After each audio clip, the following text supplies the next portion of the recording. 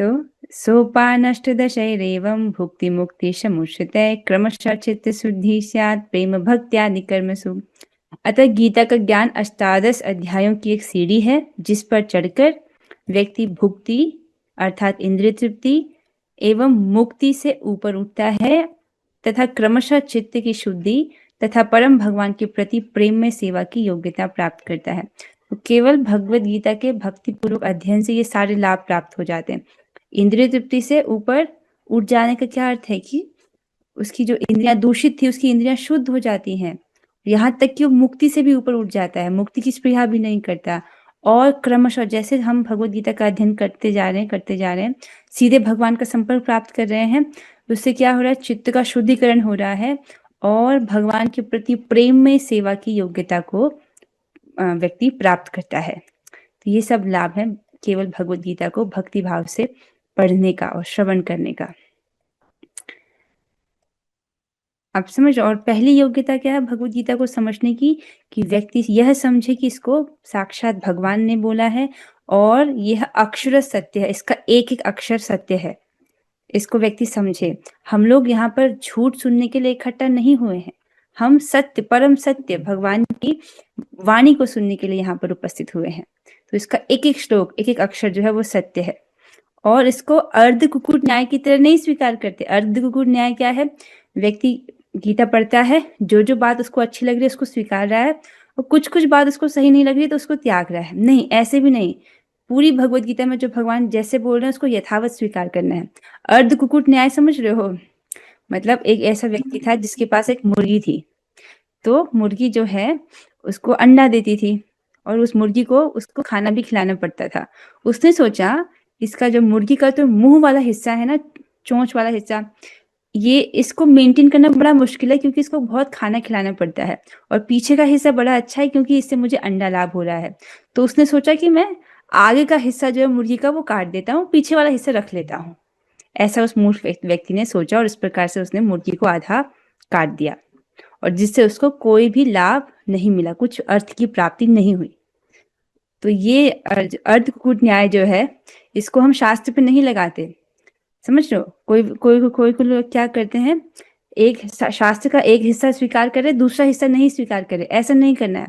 जो जहां पर बोला गया है, जैसे बोला गया है उसको यथावत स्वीकार करना है, ठीक है, तभी अर्थ की प्राप्ति होगी। ये भगवत गीता बहुत सुंदर ग्रंथ है। यदि आप अपने मनुष्य जीवन को सार्थक करना चाहते हैं, जीवन की समस्याओं का समाधान चाहते हैं, अपने परम श्रेय को जानने के इच्छुक हैं, समझ लो, परम श्रेय जो हमको मनुष्य जीवन में प्राप्त हो सकता है उसको जानने के इच्छुक हैं, और शाश्वत शांति प्राप्त करना चाहते हैं और संसार रूपी दुख सागर को पार करना चाहते हैं, तब आपको श्रीमद् भगवत गीता का आश्रय अवश्य लेना चाहिए। इसको निष्ठापूर्वक इसका अध्ययन, इसका श्रवण, इसका पठन करना चाहिए। तो आइए अपने जीवन को सफल बनाते हैं। आज के श्लोक की ओर बढ़ेंगे। पहले हम श्लोक की कुछ आवृत्ति करेंगे। ओके, रेणुका माता जी आपसे शुरू करेंगे। मम योनिर्महद् ब्रह्म, मम योनिर्महद् ब्रह्म, तस्मिन् गर्भं ददाम्यहम्, तस्मिन् गर्भं ददाम्यहम्, सम्भवः सर्वभूतानां, सम्भवः सर्वभूतानां, ततो भवति भारत। ततो भवति भारत। बहुत सुंदर। पंकज प्रभु जी आप गाइए। मम योनिर्महद् ब्रह्म, मम योनिर्महत् ब्रह्म, तस्मिन् गर्भं दधाम्यहम्, तस्मिन् गर्भं दधाम्यहम्, सम्भवः सर्वभूतानां, सम्भवः सर्वभूतानां, ततो भवति भारत। ततो भवति भारत। बहुत अच्छे।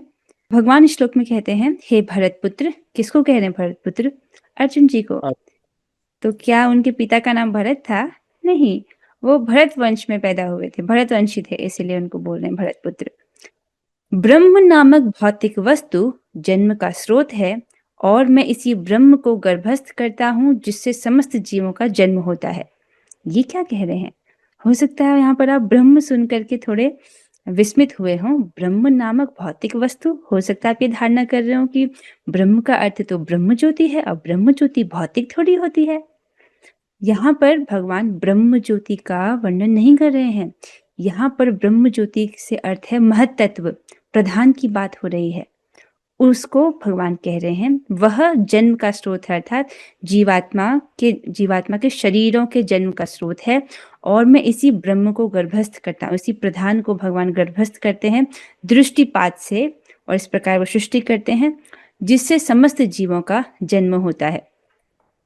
तो तात्पर्य में भी ये जो ब्रह्म है अर्थात महद ब्रह्म, महद अर्थात जो बहुत विशाल है, जिसको गर्भस्थ किया जाता है जीवों के द्वारा, उसके विषय में हम तात्पर्य में जानेंगे।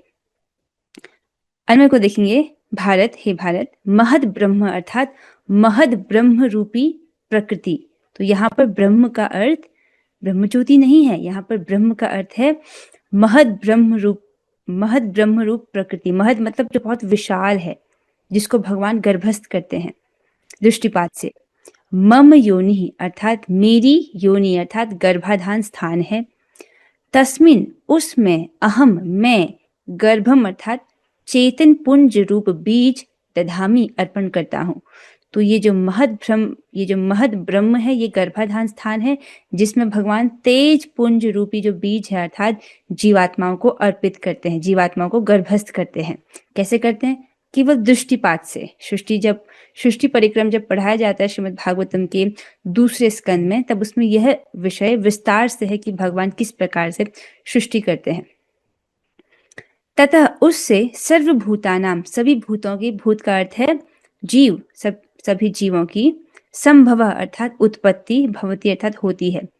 तो भूत के दो अर्थ होते हैं, पंच महाभूत को भी भूत कहते हैं और जीवों को भी भूत कहते हैं। ठीक है, तो इसी जो महद ब्रह्म है, इसी से सभी जीवों के शरीरों की उत्पत्ति होती है। ठीक है, विभिन्न प्रकार की योनियां, विभिन्न प्रकार के शरीर वो उत्पन्न होते हैं। ठीक है, इसको देखेंगे।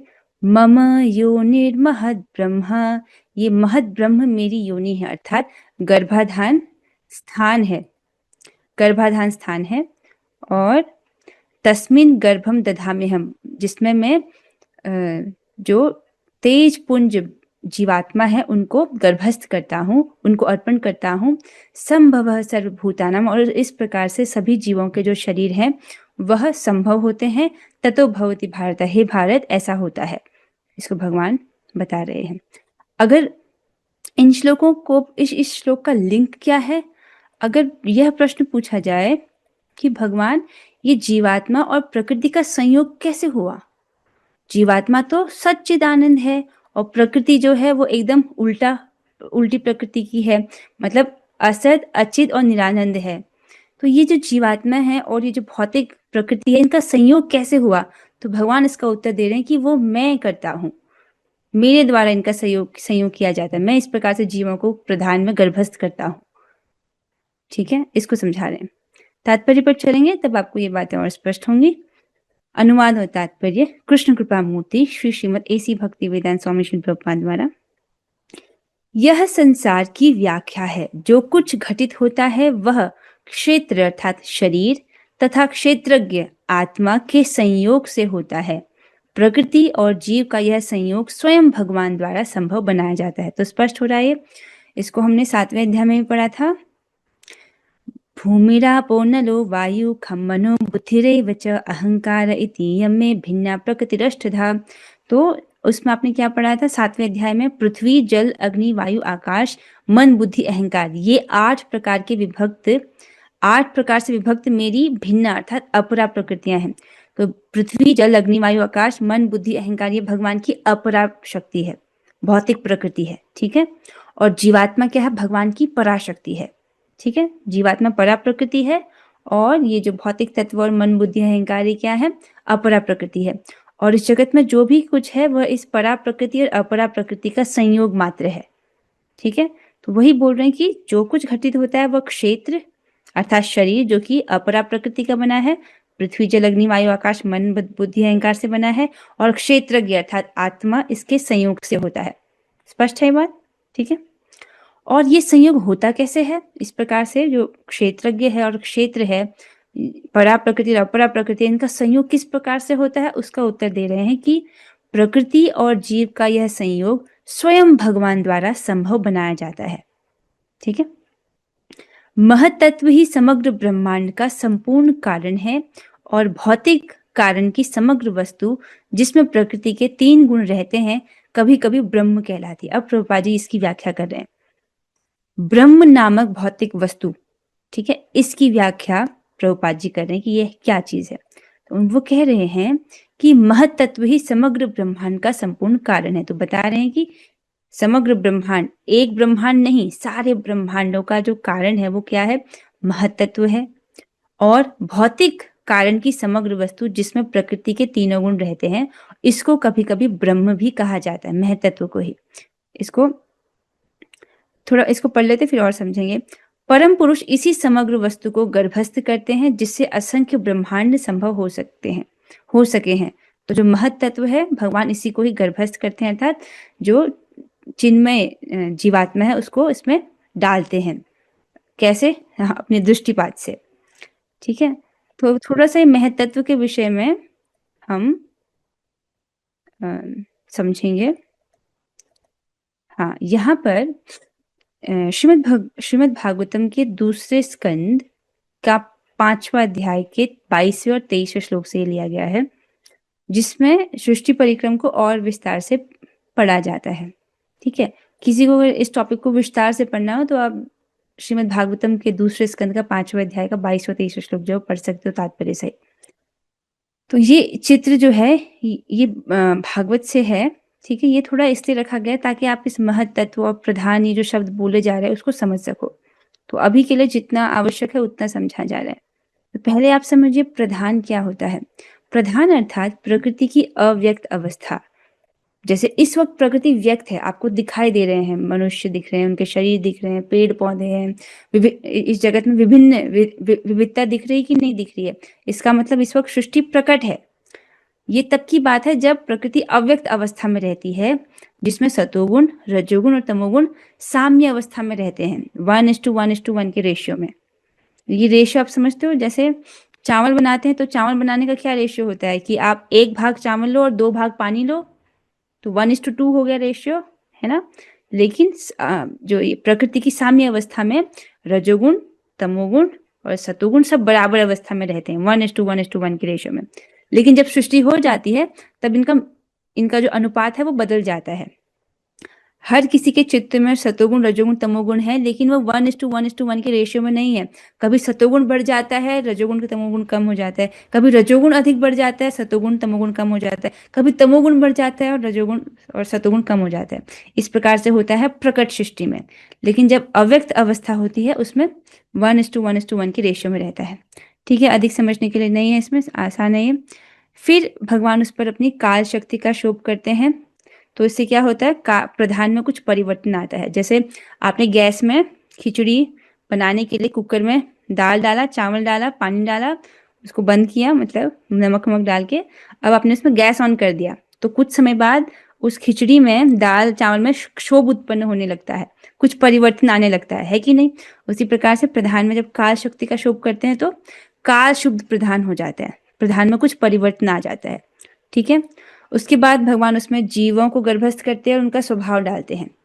ठीक है। उससे क्या होता है, जो प्रधान है वो परिवर्तित हो जाता है, प्रधान बदल जाता है, परिवर्तित प्रधान में बन जाता है। उसके बाद जीवों के कर्म डाले जाते हैं, प्राचीन उनके जो जो कर्म है उसको डाला जाता है। अब इससे जो प्रधान है वो महत तत्व में परिवर्तित हो जाता है, यही प्रधान महत तत्व बन जाता है। महत तत्व जो शब्द है उसी का प्रयोग कर रहे हैं प्रभुपाद जी यहाँ पर, इसीलिए आपको समझाने के लिए प्रधान भी रखा गया है, महत्त्व को भी रखा गया है। ठीक है। अब यही प्रधान महत्त्व बन जाता है। उसमें क्या मुख्यतः, उसमें क्या विशेष है कि इसमें सतोगुण और रजोगुण मुख्य होता है और तमोगुण गौण हो जाता है। मतलब सतोगुण बढ़ा हुआ है, रजोगुण बढ़ा हुआ है, लेकिन तमोगुण गौण अवस्था में है। प्रधान में क्या था, सब कुछ बराबर अवस्था में था, सतोगुण भी बराबर है, रजोगुण भी बराबर है, तमोगुण भी बराबर है, 1:1:1 के रेशियो में। फिर उसमें काल शक्ति का शोभ डाला जाता है, अर्थात कुछ समय लगता है, उसके बाद वह महत्त्व अहंकार में परिवर्तित हो जाता है। सतोगुणी अहंकार, रजोगुणी अहंकार और तमोगुणी अहंकार। उसमें भी तमोगुणी जो होता है वो मुख्य रूप से होता है, अर्थात तामसिक अहंकार। ठीक है, उससे फिर आगे सृष्टि होती है द्रव्य, ज्ञान और क्रिया की। अब ये द्रव्य, ज्ञान, क्रिया क्या है? द्रव्य अर्थात अधिभूत, अधिभूत अर्थात पंचमहाभूत पृथ्वी जल अग्नि वायु आकाश। फिर अधिदैव अर्थात देवता, और अध्यात्म अर्थात इंद्रियां, हमारी सूक्ष्म इंद्रियां। ठीक है, इनकी सृष्टि होती है। तो सात्विक अहंकार से मन और देवताओं की सृष्टि होती है, राजसिक अहंकार से बुद्धि और इंद्रियों की सृष्टियां होती हैं, और तामसिक अहंकार से पंचमहाभूत और तन्मात्राएं। पंचमहाभूत तो आप समझ रहे हैं, पृथ्वी जल अग्नि वायु आकाश, और तन्मात्राएं मतलब शब्द, रूप, रस, गंध, इस प्रकार से, और स्पर्श, ये 5 तन्मात्राएं हैं। तो इन सब की सृष्टि होती है इन अहंकार से। ठीक है, तो इस प्रकार से आपने देखा कैसे प्रधान से ही जो है महतत्व आया, महतत्व से ही जो है इस प्रकार से मन, देवता, बुद्धि, इंद्रियां, पंचमहाभूत, तन्मात्रा, इन सब की सृष्टि होती है। तो आप समझ रहे सृष्टि का सारा कारण क्या है? प्रधान। समझ पा रहे हैं? इस प्रकार से इतना ही समझना है, ये सब टेक्निकलिटी में आपको ज्यादा परेशान होने की जरूरत नहीं है। बस इतना समझना है कि जो भी सृष्टि हो रही है, मन की, देवताओं की, बुद्धि की, इंद्रियों की, पंच महाभूतों की, तन्मात्राओं की, उस सब का कारण है प्रधान। ठीक है, या इसको कभी कभी महतत्व भी बोल दिया जाता है। ठीक है, इतना ही समझना है। वापस आएंगे। हाँ, तो इसमें कह रहे हैं महतत्व ही समग्र ब्रह्मांड का संपूर्ण कारण है। आप समझ आ रहा है? ब्रह्मांड में जो जो चीजें प्रकट हुई हैं सृष्टि में, उसका कारण है महतत्व। और भौतिक कारण की समग्र वस्तु जिसमें प्रकृति के 3 गुण रहते हैं, कभी कभी ब्रह्म कहलाती है। ठीक है, तो इसको हम कभी कभी ब्रह्म भी कहते हैं। परम पुरुष इसी समग्र वस्तु को गर्भस्थ करते हैं जिससे असंख्य ब्रह्मांड संभव हो सके हैं। तो वापस आएंगे इस पर। तो इसी महतत्व को जो है, इसी परिवर्तित प्रधान को, यहाँ पर जो प्रधान है इसको भगवान काल शक्ति भी डालते हैं, उसमें जीव शक्ति डालते हैं, जिससे वो परिवर्तित होता है और इस प्रकार से सृष्टि होती है। तो भगवान इसी को ही गर्भस्थ करते हैं, जीवों को उसमें डालते हैं अपने दृष्टिपात द्वारा। वैदिक साहित्य में मुंडक उपनिषद 1.1.1 इस समग्र भौतिक वस्तु को ब्रह्म कहा गया है। तो मुंडक उपनिषद को यहाँ पर कोट करते हुए प्रभुपाद जी बता रहे हैं कि कैसे ये जो भौतिक वस्तु है, इसी को ब्रह्म कहा गया है। तस्मादेतत् ब्रह्म नाम रूपम न च जायते। परम पुरुष उस ब्रह्म को जीवों के बीजों के साथ गर्भस्थ करता है। तो यहाँ पर जो ब्रह्म है, इसका ब्रह्म का अर्थ ब्रह्म ज्योति नहीं है, ना ही इस ब्रह्म का अर्थ यहाँ पर आत्मा है। इस ब्रह्म का यहाँ पर अर्थ है महद ब्रह्म, अर्थात प्रधान। ठीक है, उसको भगवान गर्भस्थ करते हैं। पृथ्वी जल अग्नि वायु आदि 24 तत्व भौतिक शक्ति हैं और वे महद ब्रह्म अर्थात भौतिक प्रकृति के अव्यय हैं, भौतिक प्रकृति के इंग्रेडिएंट्स हैं। क्या? जो 24 तत्व हैं। 24 तत्व क्या क्या हैं? पंच महाभूत, 5 तन्मात्राएं, 5 ज्ञानेंद्रियां, 5 कर्मेंद्रियां, मन, बुद्धि, अहंकार और महतत्व। इस प्रकार से जो 24 तत्व हैं, ये सब इस भौतिक प्रकृति के अव्यय हैं। जैसा कि 7वें अध्याय में बताया जा चुका है, इससे परे एक अन्य परा प्रकृति जीव होती है। तो यहाँ पर अभी तक व्याख्या चल रही थी अपरा प्रकृति की। अब एक अन्य प्रकार की प्रकृति है जिसको परा प्रकृति कहते हैं, वह जीव होती है। भगवान की इच्छा से यह परा प्रकृति ये जो परा प्रकृति अर्थात जीव है, यह भौतिक प्रकृति में मिला दी जाती है। इसके बाद इस भौतिक प्रकृति के सारे जीव उत्पन्न होते हैं। बहुत सिंपल और बहुत सरल शब्दों में प्रभुपाद जी समझा रहे हैं, कुछ कॉम्प्लिकेट नहीं कर रहे हैं। वो कह रहे हैं देखो कि पराशक्ति है भगवान की, परा प्रकृति कौन? जीवात्मा। और भगवान इस जीवात्मा को जो भौतिक प्रकृति है उसमें मिला देते हैं, अर्थात गर्भस्थ कर देते हैं। और इस प्रकार से जो है भौतिक प्रकृति से फिर सारे जीव जो है वो उत्पन्न होते हैं। सारे जीव जो है उनको विभिन्न प्रकार के जो है शरीर वो प्रदान किए जाते हैं। ठीक है, इतना समझ आ रहा है? ठीक है, अब अगले श्लोक में बताया जाएगा कि कैसे जो है विविधता आती है, कैसे जो है जीव उत्पन्न होते हैं, लेकिन सभी को अलग अलग प्रकार के देह प्रदान किए जाते हैं, विशेष रूप से उनके कर्मानुसार। ऐसा नहीं कि सब एक प्रकार के देह हैं, एक प्रकार की शक्ल वाले, ना, बहुत विविधता आती है। उसका भी वर्णन भगवान अगले श्लोक में करेंगे। तो क्या सीखा आपने इस श्लोक से? कि हम इस जगत के नहीं हैं, तो जीवात्मा था, उसको भगवान ने भौतिक प्रकृति में डाला, इस जगत की सृष्टि की गई, राइट, सृष्टि की गई, लेकिन सृष्टि से पहले से जीवात्मा है, तो जीवात्मा इस सृष्टि का नहीं है, ठीक है, सृष्टि तो भगवान बाद में करते हैं। तो भगवान की इच्छा के बिना हमें भौतिक देह भी नहीं प्राप्त हो सकता। यह भी समझ आ रहा है कि भगवान जब इस प्रकार से जीवात्मा को गर्भस्थ करते हैं भौतिक प्रकृति में, तब जो है जीवात्मा को विभिन्न प्रकार के शरीर वो प्राप्त होते हैं। तो बिना भगवान की इच्छा के हमको ये भौतिक देह भी नहीं प्राप्त हो सकता, और भगवान की इच्छा के बिना यह देह छूट भी नहीं सकता।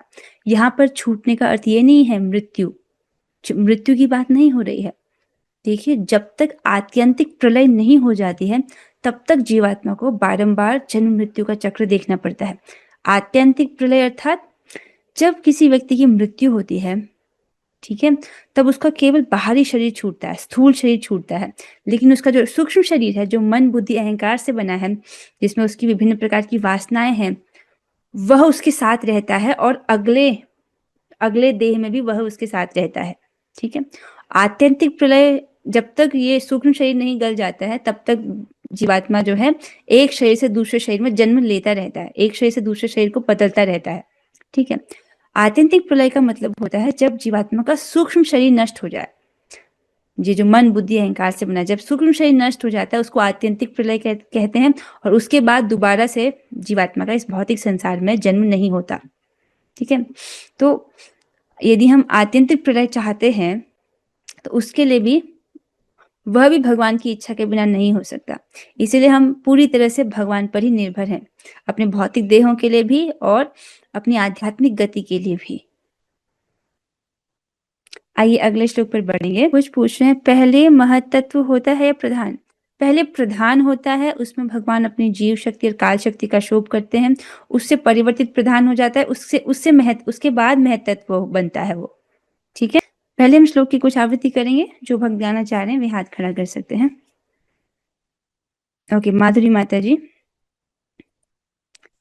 सर्वयोनिषु कौन्तेय सर्वयोनिषु कौन्तेय मूर्तयः सम्भवन्ति याः मूर्तयः सम्भवन्ति यः तासां ब्रह्म महद्योनिर् तासां ब्रह्म महद्योनिर् अहं बीजप्रदः पिता। अहं बीजप्रदः पिता। बहुत अच्छा। दीपाली माता जी। सर्वयोनिषु कौन्तेय सर्वयोनिषु कौन्तेय मूर्तयः सम्भवन्ति याः मूर्तयः सम्भवन्ति याः तासां ब्रह्म महद्योनिर् तासां ब्रह्म महद्योनिर् अहं बीजप्रदः पिता। अहं बीजप्रदः पिता। तो भगवान बताते हैं, हे कुंती पुत्र, तुम यह समझ लो कि समस्त प्रकार की जीव योनियां इस भौतिक प्रकृति में जन्म द्वारा संभव हैं, और मैं उनका बीज प्रदाता पिता हूँ। बहुत सुंदर भगवान बोल रहे हैं कि समस्त प्रकार की जीव योनियां, तो 84 लाख प्रकार की योनियां हैं, ठीक है, इस भौतिक प्रकृति में जन्म द्वारा संभव है। 84 लाख प्रकार की योनियां हैं, उनका जो है विभिन्न प्रकार की जो योनि है वो जन्म द्वारा संभव है, ठीक है, उनका जन्म होता है, इन शरीरों का जन्म होता है। ध्यान देना, वो जीवात्मा का जन्म नहीं होता, आत्मा का थोड़ी जन्म होता है, यहाँ पर जीवात्मा के शरीरों की बात की जा रही है। और भगवान कहने कि मैं उनका बीज प्रदाता पिता हूँ। तो जो भौतिक प्रकृति है वह माता है। भौतिक प्रकृति एक समझना होगा कि वो जड़ है, पृथ्वी जल अग्नि वायु आकाश मन बुद्धि अहंकार से बनी है भौतिक प्रकृति। भिन्ना प्रकृति अष्टधा, जिसको भगवान ने अपरा प्रकृति बोला है, तो वह माता है, और भगवान जो है वो बीज प्रदाता पिता है, ठीक है। इस प्रकार से सभी जीवों के भगवान जो है पिता है। कौन्तेय, हे कुंती नंदन, हे कुंती पुत्र, सर्व योनिषु अर्थात सभी योनियों में, याह मूर्तय जो समस्त शरीर, संभवंती उद्भूत होते हैं, तो सभी योनियों में जो समस्त शरीर विभिन्न प्रकार के शरीर जो हैं वो उद्भूत होते हैं, उत्पन्न होते हैं। महद ब्रह्म अर्थात प्रकृति, तेषाम उन सब की, योनि अर्थात मातृस्थानीय उत्पत्ति स्थान। तो जो महद ब्रह्म है यही क्या है, उत्पत्ति स्थान है। मातृस्थानीय उत्पत्ति स्थान अर्थात ये जो महद ब्रह्म है, ये भौतिक प्रकृति है, यही माता तुल्य है, उत्पत्ति स्थान है। च और अहम मैं बीज प्रदपिता, बीज अधानकारी, बीज प्रदानकारी पिता स्वरूप हूँ। तो भगवान इस प्रकार से अहम बीज प्रदपिता अर्थात वही सबके जो है बीज प्रदाता पिता हैं।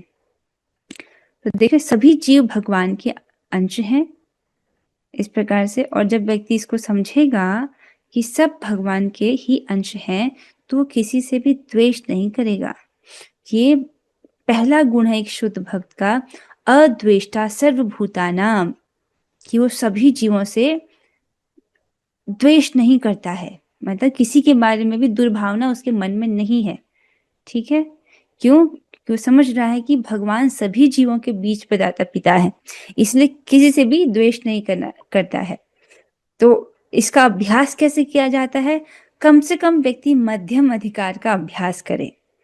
अब मध्यम अधिकार का अभ्यास का क्या अर्थ है? इसका मतलब है जो भी आपसे श्रेष्ठ व्यक्ति हैं उनका सम्मान करना, जो व्यक्ति आपके बराबर हैं मतलब आपके साथ के भक्त हैं उनसे मैत्री करना, उनसे मित्रता करना।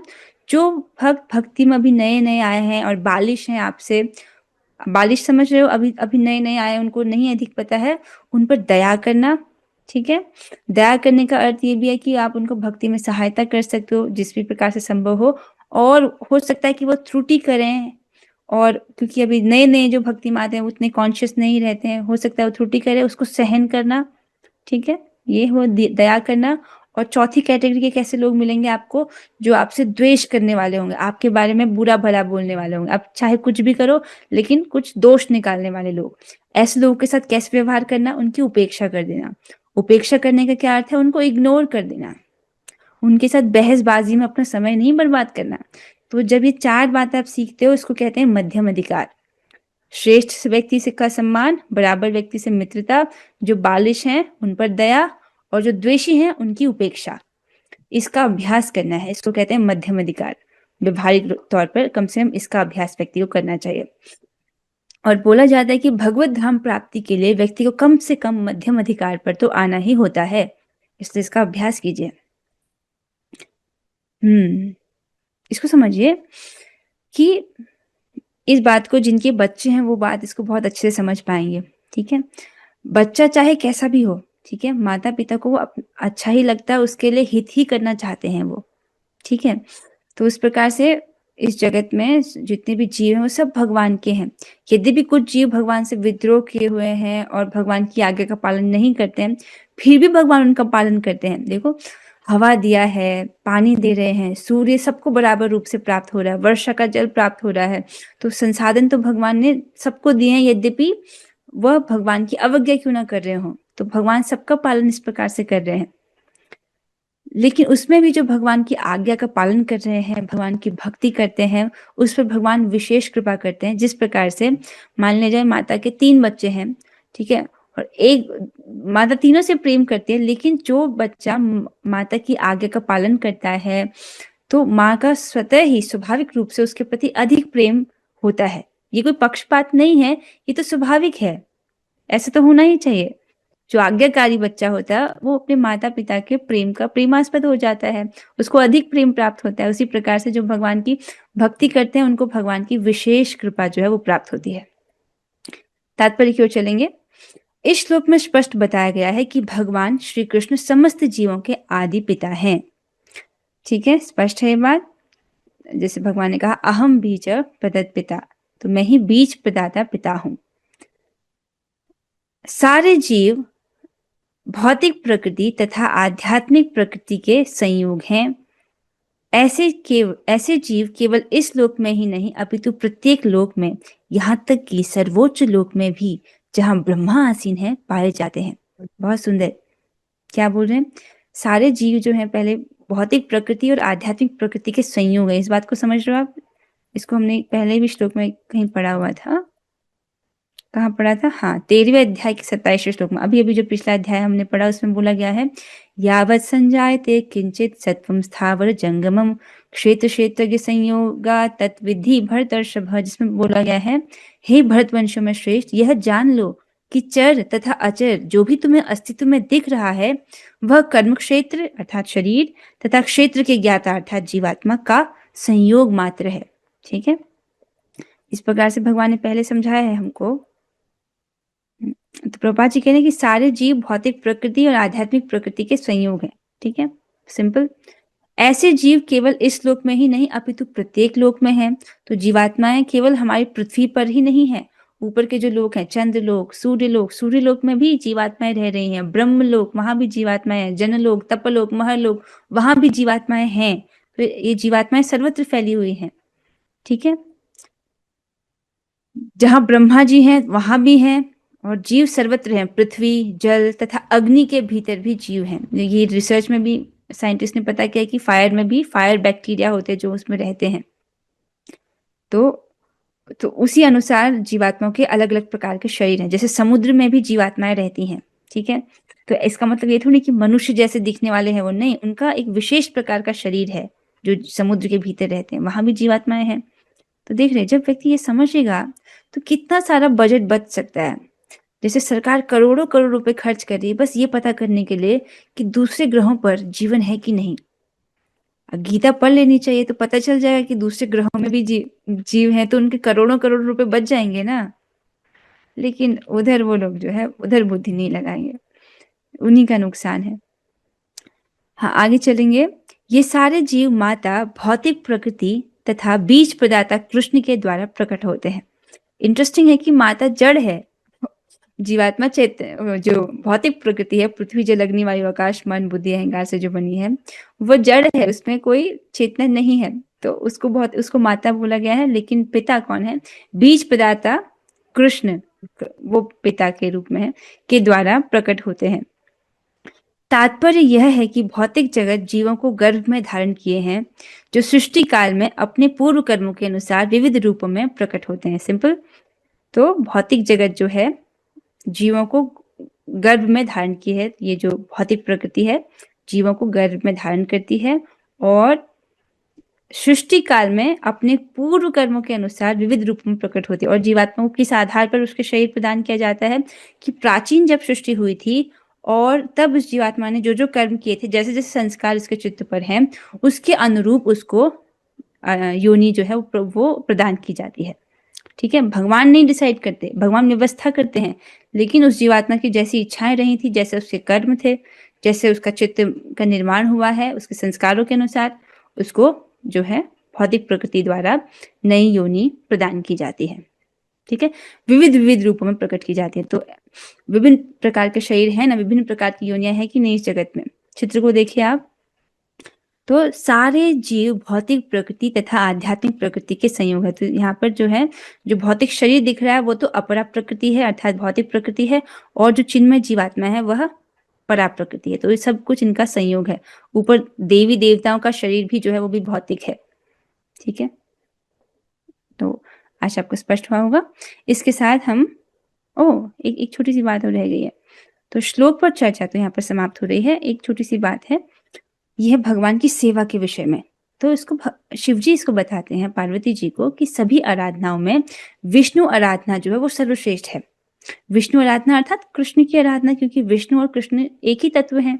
ठीक है, तो बताते हैं कि सारी आराधनाओं में विष्णु आराधना सर्वश्रेष्ठ है, अर्थात भगवान कृष्ण की आराधना वो सर्वश्रेष्ठ है। उसमें से भी बताते हैं कि जो उनकी तदीय सेवा है वह उससे भी श्रेष्ठ है। भगवान की सेवा सर्वश्रेष्ठ है। सारी देवी देवताओं की पूजा करने से अच्छा है कि हम भगवान की सेवा करें, वो सर्वश्रेष्ठ है। उसमें भी श्रेष्ठ है भगवान की तदीय सेवा करना। अब तदीय सेवा का अर्थ क्या बताया गया है?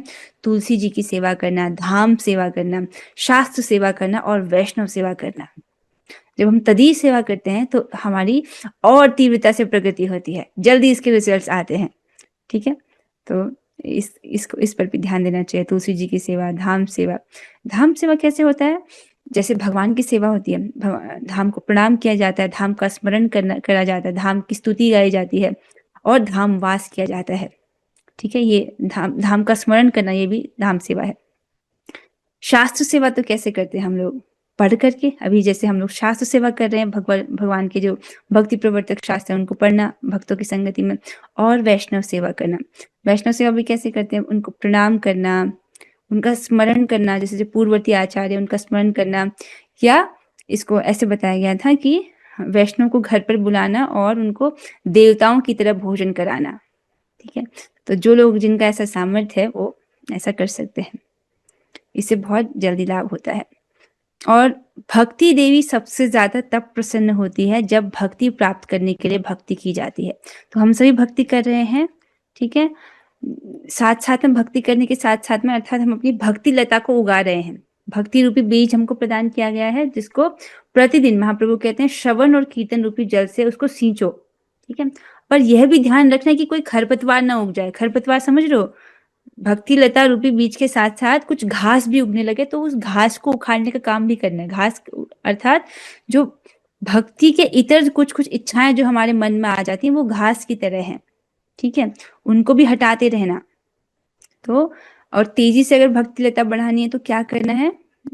भक्ति देवी कैसे प्रसन्न होती है? जब हम भक्ति करते हैं भक्ति प्राप्त करने के लिए, जिसको अनन्य भक्ति कहते हैं, राइट। अनन्य भक्ति में भी कुछ भौतिक नहीं मांगते हैं, भक्ति ही मांगते हैं भगवान से, तो उससे सबसे तीव्रता से प्रगति होती है। और एक और बात है about austerity books. Prabhupada ji इस बात को कहते हैं कि हमें ये जान के बड़ा आश्चर्य होता है कि मेरे कुछ शिष्य तपस्या की पुस्तकें लेकर आते हैं जिसमें विभिन्न प्रकार की तपस्याओं का वर्णन है, लेकिन मुझे ये कहते हुए बहुत आश्चर्य होता है कि उनकी 16 माला भी ठीक से नहीं होती। अक्सर जब लोग भक्ति करते हैं शुरुआत में उनको लगता है कि और कुछ नई नई तपस्या बताओ आप, और कुछ नई नई बात बताओ आप, नहीं कुछ नया नया नहीं जानना, वही तपस्या करनी है, हरे कृष्ण महामंत्र का जप करना है और नियमित रूप से करना है, संख्या पूर्वक करना है, वही करना है। ठीक है, तो प्रभुपाद जी इसको बोलते हैं कि देखो हमें बड़ी आश्चर्य होता है कि वो अपने 16 माला भी ठीक से नहीं कर पाते हैं और विभिन्न प्रकार की तपस्याएं जो है वो लेके आते हैं। जो जितनी तपस्या प्रभुपाद जी ने हमको बताई है वो नेसेसरी है और सफिशिएंट है। आप समझ रहे हो? उतना कर लेंगे तो हमको धाम की प्राप्ति हो जाएगी, ये सुनिश्चित कर दिया उन्होंने। कम से कम 16 माला का निरपराधिक रूप से जप और 4 नियमों का पालन, इससे व्यक्ति इसी जन्म में इतना शुद्ध हो जाएगा कि उसको भगवत धाम की प्राप्ति हो जाएगी। ये पर्याप्त है, नेसेसरी और सफिशिएंट, इतना करना है। ठीक है, बहुत सारी तपस्या और जो तपस्या उसमें नहीं पढ़ना है। इसके साथ श्लोक पर चर्चा यहाँ पर समाप्त होती है। निताय गौर प्रेमानंदे, हरि हरि बोल।